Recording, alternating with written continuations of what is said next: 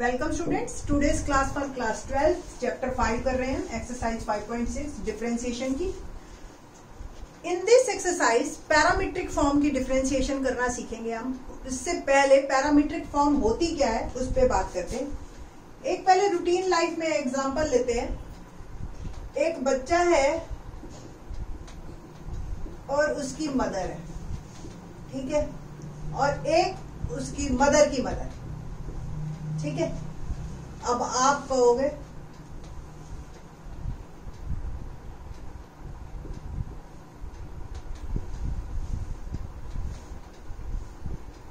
Double mother, आप खुद ही सोचोगे कि सीधा बोल दे नानी, है ना? नहीं, पैरामीट्रिक फॉर्म क्या कहती है कि आप बीच में मदर को रखो ही रखो कि ये मेरा बच्चा है, ये मेरी माँ है, ठीक है। नॉर्मली अभी तक हम डिफरेंशिएशन करते आए हैं जिसमें हम y के डायरेक्ट रिलेशनशिप रखते हैं, जैसे y is equal to x cube plus 3x²। ये x और y में डायरेक्ट रिलेशनशिप है। अगर हम किसी एक टर्म को और इन्वॉल्व कर लेते हैं और x और y की टर्म्स को अलग अलग बताते हैं, लाइक एक और एग्जांपल देखिए। एक बेबी है, वो कह रहा है जी ये मेरी मदर है और ये मेरा फादर है, ठीक है। अब हमें ये तो हो गया कि बीच में इन्वॉल्व हो गया बच्चा, ठीक है ना। लाइक एक्स और वाई को हमने बताया इन टर्म्स ऑफ टी, ठीक है। आप अभी तक जो करते आ रहे थे वो डायरेक्ट रिलेशनशिप में बात कर रहे थे कि हस्बैंड वाइफ लाइक दैट, ठीक है। तो ये सिंपल से एग्जांपल है जो पैरामीट्रिक फॉर्म बच्चों को जल्दी से समझ आ जाती है कि क्या होती है पैरामीट्रिक फॉर्म। अब किस तरीके से हमने काम करना है, एक्स भी इन टर्म्स ऑफ टी है, y भी इन टर्म्स ऑफ t है, तो यहां से हम पहले dx बाई dt निकालेंगे, यहां से हम dy बाई dt निकालेंगे, और एक्चुअल में हमें dy बाई dx ही निकालना है। तो dy बाई dx को हम लिख सकते हैं dy बाई dt इंटू में dt बाई dx। तो dy बाई dt और divide by dx by dt। अब जब हम इसको डिवाइड करेंगे तो dy बाई dt और ये घूम के ऊपर उल्टा हो जाएगा dt by dx। So the answer is dy by dx, ठीक है। तो एक्चुअल में हमने ये हमारा प्रोसीजर रहेगा कि x से आप dx बाई dt निकालिए, y से dy बाई dt, ठीक है, और दोनों को कर देंगे फिर हम डिवाइड। तो इस तरीके से हम काम को करेंगे इस क्वेश्चन में। क्यों? वैसे तो आप x और y कहोगे, आप रिलेशनशिप पहले निकाल लो और फिर डेरिवेटिव करो। रिलेशनशिप आपको निकालना आता है, अभी एक में से t निकाला, दूसरे में पुट कर दिया, है ना। ऐसे तो आप 10th क्लास में सीख के आए।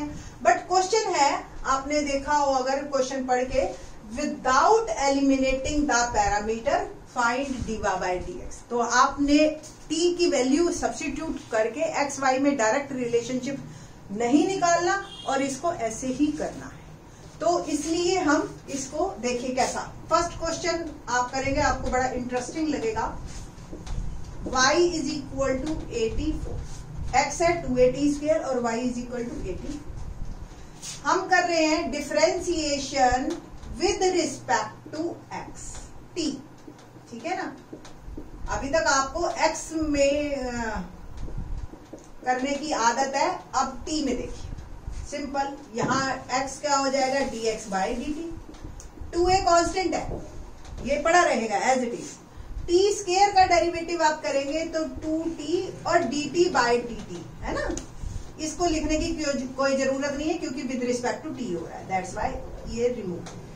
कुल मिला के मेरा dx बाई dt आया 4at, ठीक है जी।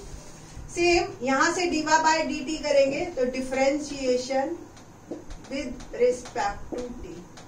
तो dy by dt is a as it is t4 का, देखिए 4t3। अल्टीमेटली क्या बन गया, dy by dt is equal to 4at3, ठीक है जी। तो हमें क्या करना है, dy बाई dx यानी कि dy by dt upon dx by dt, दोनों को डिवाइड करना है। तो 4at³ अपॉन में 4at is equal to t square is our answer. 4a cancel हो जाएगा, at भी कैंसिल हो जाएगा आपका, और t स्क्वायर आंसर है ना, इजी। ठीक, क्वेश्चन नंबर 2 देखते हैं। क्वेश्चन 2 क्या है,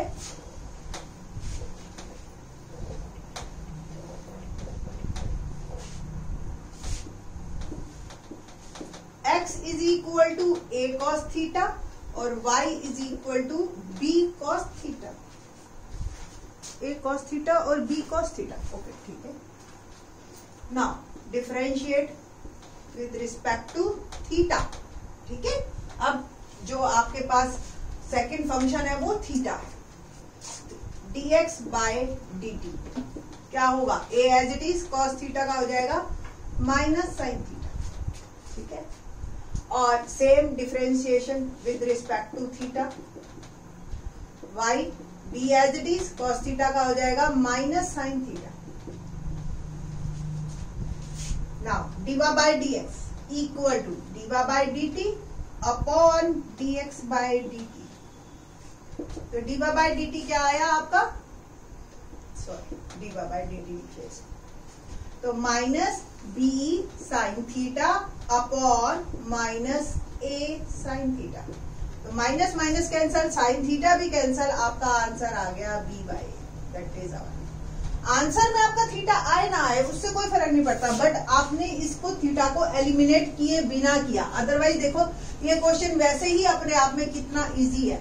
यहाँ से cos थीटा, यहाँ से cos थीटा की वैल्यू क्या है, x बाय a, यहाँ डाल दी आपने, तो b by as it is x का डेरिवेटिव 1 डायरेक्ट भी करते दोगे आप आंसर भी टैली कर सकते हो इससे। बट बहुत लंबा प्रोसीजर है, ये क्वेश्चन इतने मुश्किल भी नहीं है कि आपको आंसर टैली करना पड़े। ठीक है, क्वेश्चन नंबर 3 करते हैं हम। Question 3, x equal to sine t और y equal to cos 2t। ठीक है, तो यहां से differentiation with respect to t, तो dx बाय dt क्या होगा, साइन t का क्या बना, cos t, सिंपल, t का तो आगे करना नहीं है।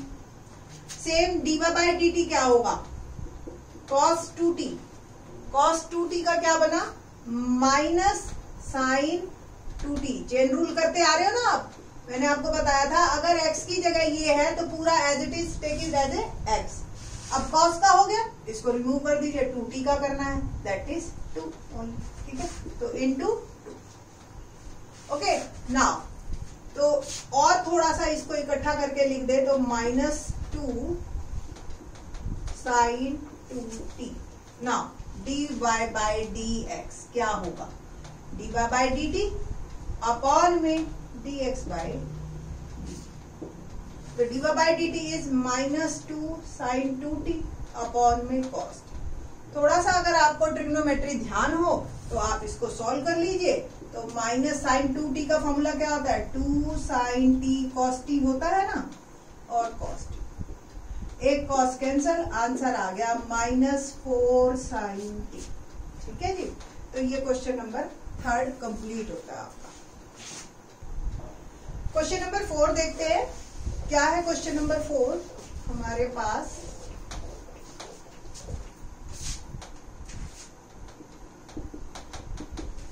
x इक्वल टू 4t और y equal to 4 by t. देखो ये कितना आसान है, इसमें हमने निकाला dx बाई dt क्या आएगा, देखो सिंपल 4। यहां से आप निकालेंगे dy बाई dt इज, देखो 4 तो एज इट इज है 1 upon t. 1 upon t actually में क्या है, t की पावर -1, और d by dx of xn तो आपको पता ही है फॉर्मूला, nx n -1, तो -1 t -1 -1, तो -1 t रेज टू पावर -2, और we can say that -1 upon t square. तो 1 अपॉन टी का डेरिवेटिव जो आया मेरा -1 अपॉन टी स्क्वायर। ठीक है, तो dy बाय dx क्या होगा हमारे पास, dy by dt into dx by dt।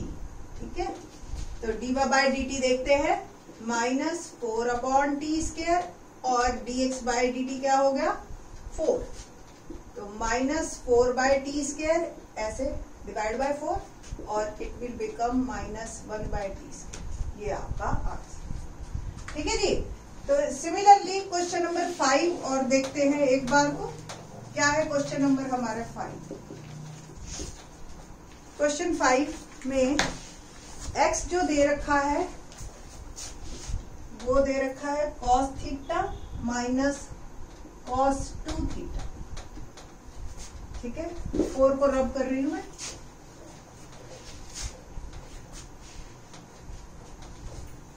And y क्या दे रखा है हमें, sin थीटा माइनस साइन 2। थोड़े से अब बड़े आने शुरू होंगे, अभी तक तो हम कंसेप्ट को ही समझा रहे थे कि पैरामीट्रिक फॉर्म क्या होती है। ठीक है, now differentiate with respect to theta. तो dx by d theta, cos theta का क्या होगा, minus sine theta, minus cos 2 theta का माइनस साइन 2 थीटा, और फिर 2 थीटा का भी इंटू, है ना। थोड़ा सा इसको सॉल्व करते हैं, माइनस साइन थीटा और माइनस माइनस हो गया प्लस 2 साइन 2 थीटा। ये मेरा आ गया dx by d theta. Now y क्या होगा जी, dy by d theta, same differentiate with respect to theta, it will become dy by d theta. Sine theta का क्या होगा, cos थीटा माइनस इस साइन का पहले cos 2 थीटा और फिर 2 थीटा का, दैट इज 2। थोड़ा सा कलेक्ट करते हैं इसको, dy by d theta is equal to cos theta minus 2 cos 2 theta. Now dy by dx is dy by d theta upon dx by d theta. dy by d theta क्या बना, cos theta minus 2 cos 2 theta. dx by d theta क्या बनेगा, minus sine theta और plus 2 sine 2 theta. ठीक है जी, तो इस तरीके से आपका क्वेश्चन होता है। तो क्वेश्चन को थोड़ा सा अगर आप पीछे की फॉर्म में लेके आना चाहते हैं, यानी कि आंसर की फॉर्म में, तो cos theta minus 2 cos 2 theta और प्लस को पहले लिख दो, that's it, 2 sine 2 theta minus sine, ये आपका आंसर है। तो क्वेश्चन नंबर 5 ऑनवर्ड्स जो है ना, थोड़े से इंपॉर्टेंट भी शुरू होते हैं और थोड़े से जो है लेंथी भी होते हैं। मुश्किल नहीं है, आप इसको मुश्किल नहीं कह सकते, ठीक है, लेंथी कह सकते हो आप इन क्वेश्चंस को। तो होप सो आपको समझ आया होगा। आगे के question in the next lecture. Thank you.